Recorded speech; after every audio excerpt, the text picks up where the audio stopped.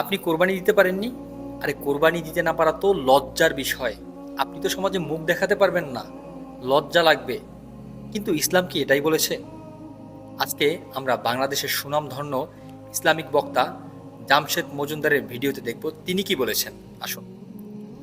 যারা কোরবানি দিয়ে গর্ব করছো আর যারা কোরবানি না দিতে পারার শোক পালন করছো, অথচ সালাত আদায় করছো না, খারাপ লাগে না?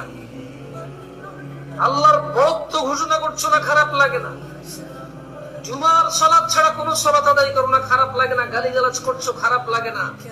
দান সাদাকা করছো না, খারাপ লাগে না? একটা রাস্তার মধ্যে একটা কষ্টদায়ক জিনিস আছে, সেটা সরাই দিচ্ছ না, খারাপ লাগে না? শুধু কোরবানি না দিতে পারা খারাপ লাগা।